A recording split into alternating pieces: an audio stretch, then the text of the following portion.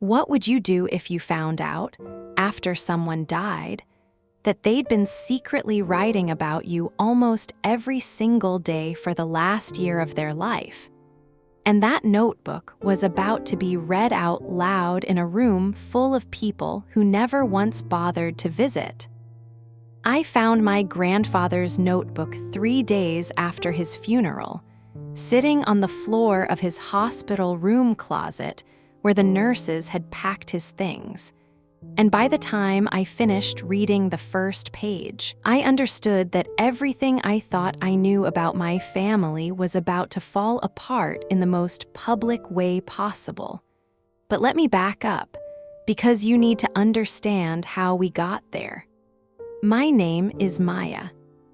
I was 26 years old the year my grandfather Albert got sick, working as a line cook at a mid-tier restaurant downtown, the kind of job that paid just enough to cover rent on a studio apartment and not much else. I wasn't the impressive one in my family.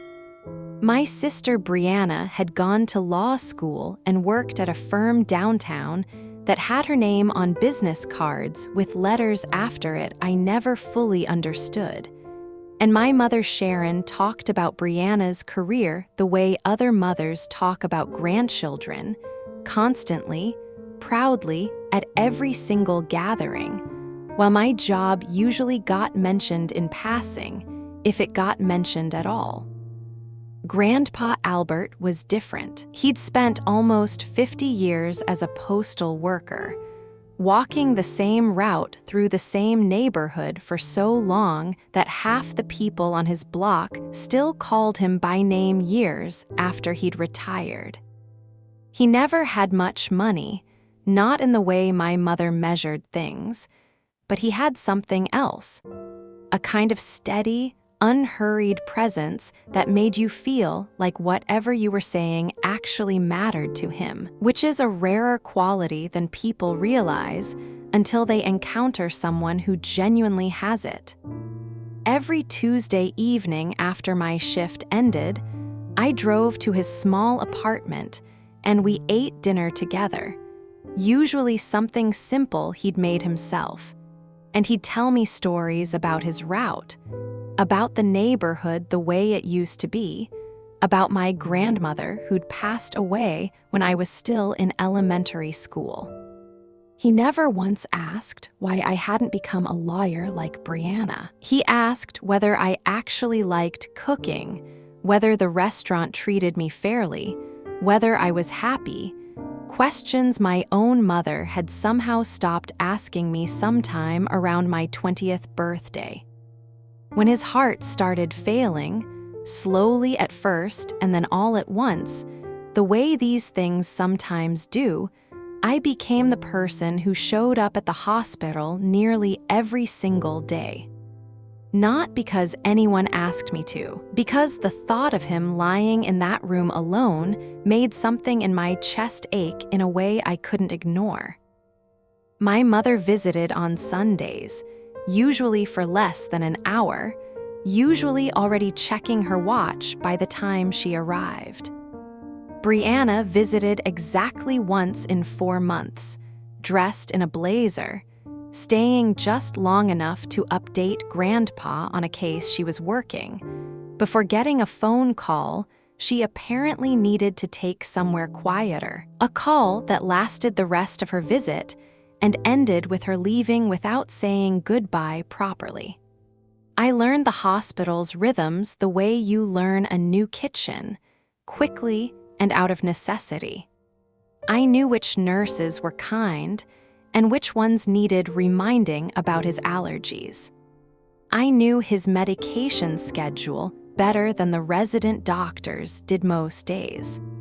I sat beside his bed during the long, boring hours of recovery, reading to him from whatever paperback I'd brought, watching him doze off mid-sentence and stay there anyway, in case he woke up and needed something before anyone else noticed.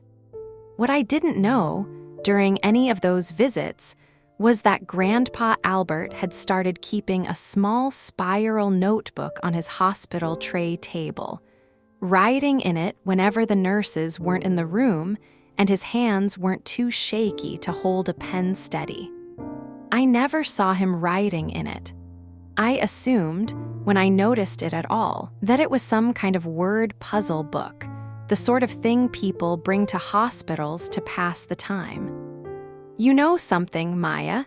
he told me one evening, about 3 months into his hospital stay, his voice weaker than it used to be, but his eyes just as attentive as always, watching me adjust his pillows the way I'd learned to do without even thinking about it anymore. I've been paying attention, more than anyone probably realizes.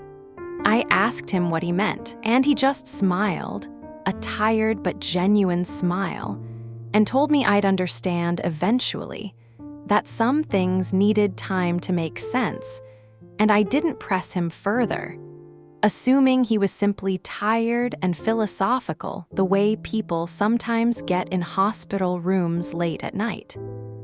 He passed away on a quiet Wednesday morning while I was on my way to visit him, stuck in traffic that made me 20 minutes late for a visit that would have been too late anyway. A nurse called to tell me, her voice careful and kind in the way hospital staff learn to be, and I pulled my car over on the side of the road and cried until I couldn't see straight enough to keep driving. I called my mother from that same spot on the side of the road, my voice breaking apart with every word, and she answered sounding distracted, already asking questions about arrangements, about what needed to be done, rather than asking how I was holding up or how the last months had actually been for me, sitting in that hospital room nearly every single day while the rest of the family made occasional appearances. The funeral was held at a modest church my grandfather had attended for decades, and even then, my mother tried to upgrade the reception afterward to a nicer venue, something she said would properly honor his memory, though I suspected it had more to do with impressing the extended family and old postal service colleagues who would be attending than anything Grandpa Albert would have actually wanted for himself. I arrived early, the way I always did, wanting a few quiet minutes before the crowd showed up, and instead found my mother and Brianna already there near the casket, their conversation quiet but unmistakably focused on something other than grief. I heard the word pension. I heard the word savings. I heard Brianna mention something about whether he'd had a retirement account through the postal service that might be worth looking into. The service itself was simple and heartfelt, filled with stories from neighbors and former colleagues about his reliability, his kindness, the way he used to check on elderly residents along his route without ever making a show of it. My mother gave a eulogy about how close they'd always been, and I sat there in the third pew trying to remember the last time she'd visited him outside of those brief Sunday hospital visits, and I genuinely couldn't think of one. After the burial, everyone gathered at my mother's house for what she called a repast, and the mood in that living room felt strangely restless, the kind of energy where people check their phones a little too often while pretending to be fully present in their grief. I didn't think much of it at the time. I was still too raw from the funeral itself to notice the undercurrent building around me. 3 days later, I got a call from the hospital asking if I could come pick up my grandfather's personal belongings, the small collection of items that had accumulated in his room over 4 months, items nobody else in the family had thought to retrieve. I drove over that same afternoon, and a nurse handed me a plastic bag containing his reading glasses, a worn paperback, a few photographs, and tucked at the bottom, The small spiral notebook I'd assumed was a word puzzle book. I sat in my car in the hospital parking lot and opened it, expecting nothing in particular, and found page after page of his careful, increasingly shaky handwriting, dated entries going back nearly a full year, documenting things I never knew he'd been paying attention to at all. The first entry that stopped me completely was dated almost exactly a year earlier, before his diagnosis, before any of this had started. Maya came by again today after her shift, exhausted, still smelled like the restaurant kitchen, sat with me for 2 hours anyway. She doesn't know how much these visits mean to an old man who spends most weeks feeling forgotten by everyone except her. I kept reading, entry after entry, watching him document my visits with a specificity that made my chest ache. The exact things we'd talked about, the small kindnesses I hadn't even realized he'd noticed, alongside entries about my mother and sister that were far more measured, far more careful, but unmistakably honest about the pattern he'd observed. Sharon called today, first conversation in 3 weeks, asked about my pension within the first 2 minutes. I don't think she realizes how obvious that timing is to someone who's spent 50 years reading people on his mail route. Brianna visited today, first time in over a month, stayed 12 minutes, took an important call and left without finishing our conversation. I understand she's busy. I wonder sometimes if being busy has become an excuse rather than a genuine circumstance. I called Mr. Whittaker, the lawyer I've used for the past 20 years, and asked him to come by the hospital next week. There are some things I need to put in writing while my mind is still clear enough to be certain about them. I sat in that parking lot for nearly an hour, reading entry after entry, understanding for the first time that my grandfather had spent the final year of his life quietly documenting a truth none of us had ever spoken aloud. And that somewhere in that process, he'd made decisions that none of my family knew about yet. If you've ever found out someone loved you more carefully than you ever realized while they were alive, tell me in the comments, because what happened next changed everything for my entire family, and I still think about it constantly. 2 weeks after the funeral, my mother called a family meeting, explaining that the estate lawyer, a man named Mr. Whittaker, needed to formally read the will and finalize some paperwork. I almost didn't attend, still processing everything I'd found in that notebook, unsure whether I should mention it at all before the reading happened officially. In the end, I brought it with me, tucked in my bag, uncertain what I'd do with it but unwilling to leave it behind. We gathered at my mother's dining room table, my mother, Brianna, my Aunt Carol who'd flown in for the funeral, and stayed an extra week for reasons that felt increasingly transparent, and Mr. Whittaker, who arrived precisely on time carrying a briefcase and a calm, unhurried demeanor that made the tension in the room feel even more pronounced by comparison. Before I begin with the formal will, Mr. Whittaker said, settling into his chair, I need to explain that Albert made a very specific request regarding today's proceedings. He asked that before any discussion of the estate itself, I confirm whether his granddaughter Maya has a small spiral notebook in her possession, one that was kept in his hospital room during his final months. Every eye at that table turned toward me. My mother's expression shifted from confusion to something more uncertain.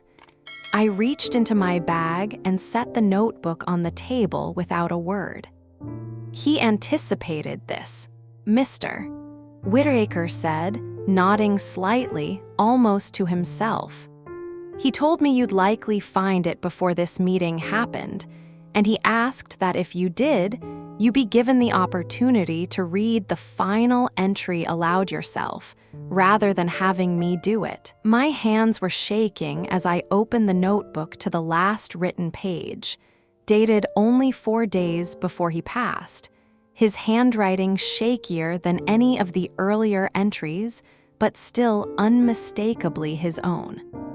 I read it aloud, my voice barely steady enough to get through it. I've spent this past year watching very carefully who actually shows up when nothing is being offered in return.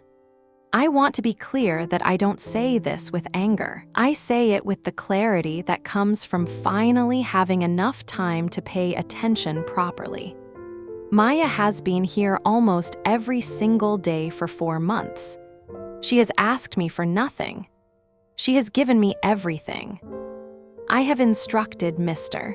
Whittaker to ensure that the majority of what I've saved over 50 years goes to her, not because the rest of my family doesn't matter to me, but because presence is the only currency that has ever actually meant anything to me, and she is the only one who paid it consistently.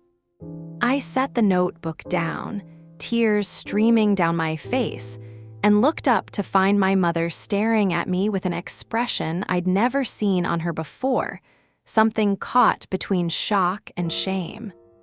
Mr. Whittaker opened his briefcase and pulled out the formal will, confirming what the notebook had already revealed. Grandpa Albert's modest but carefully managed savings, accumulated over 50 years of steady work and careful investing, along with his small house, totaling just under $600,000, left almost entirely to me. My mother and Brianna were each left $20,000, along with a note Mr. Whittaker read aloud, expressing his hope that they would use the inheritance to reflect honestly on what it means to show up for the people who raised you, rather than simply asking after what they might eventually leave behind. "This isn't right," my mother said, her voice tight, though noticeably less forceful than I might have expected, as if the notebook itself had already stolen most of the fight out of her argument before she could even attempt it. He wasn't well those last few months. His judgment might not have been what it used to be. Albert was evaluated by his physician the same week Mr. Whittaker visited him to finalize these documents. Mr. Whittaker replied calmly, "The evaluation confirmed full mental capacity. I have the documentation should you wish to review it." Brianna said nothing at all, staring at the notebook still sitting on the table, her expression unreadable in a way that felt somehow worse than an outright argument would have. "I visited him," my mother finally said, quieter now, almost to herself. "I visited him every Sunday, for less than an hour," I said gently, not trying to wound her further, but unable to let the moment pass without acknowledging what the notebook had already made undeniable. "He noticed that, Mom. He wrote it down." Nobody argued the no contest clause when Mr. Whittaker mentioned it. The notebook had already done more convincing than any legal document could have managed on its own, laying bare in his own handwriting exactly what he'd witnessed during those final months, entry by careful entry. I left that meeting and drove straight to his small house, the one that now technically belonged to me, and sat on his porch steps holding that notebook against my chest, reading through it one more time from the very beginning, understanding now just how closely he'd been paying attention during all those Tuesday dinners over the years, long before he ever got sick. It's all the small details he'd apparently been quietly cataloging about the people he loved. In the weeks that followed, my mother and I spoke less than we used to, though not entirely, not the way Brianna eventually stopped speaking to me altogether after finding out about the inheritance through our aunt rather than from me directly. My mother, surprisingly, seemed to actually sit with what the notebook had revealed, calling me occasionally just to talk, without asking about the house or the money, conversations that felt tentative and imperfect, but genuinely different from anything we'd had before. I kept Grandpa Albert's house, moved in about 6 months later, and I still have that notebook on my own nightstand now, the pages worn soft from how many times I've read through it since. Some evenings I sit on his porch the way he used to, and I think about how strange it is that a small spiral notebook, filled with careful, honest observations, ended up saying more about our family than any of us had managed to say to each other in years. People sometimes ask if I feel guilty about the inheritance, about what it did to my relationship with Brianna especially. I've thought about that question a lot, usually late at night on that same porch. And the answer I keep arriving at is always the same. I didn't create the distance between us. That notebook simply documented a distance that had already existed for a very long time. Quietly, patiently, in the careful handwriting of a man who spent 50 years learning how to pay attention to people, and who made absolutely certain, before he ran out of time, that the truth about who actually showed up would finally be written down somewhere permanent. My grandfather spent the final year of his life mostly surrounded by occasional visits dressed up as devotion, and one granddaughter who simply couldn't imagine leaving him alone in that hospital room. In the end, he made sure that truth would outlive him, in his own words, in his own handwriting, read aloud by the very person he'd been quietly writing about the entire time. And maybe that's the part of this story that still sits with me most nights, more than the inheritance itself ever could. It was never really about the money for him. It was about being witnessed, being paid attention to, having someone notice the small things nobody else bothered to notice at all. So I'll leave you with the same question I still think about constantly. If someone you loved was secretly writing down the truth about who actually showed up for them every single day in careful, honest detail, would you be comfortable with what they'd eventually reveal about you? Or would reading it back to yourself feel like the hardest kind of mirror there is? The kind that doesn't lie, doesn't soften anything, and doesn't let you explain your way out of what's already been written down.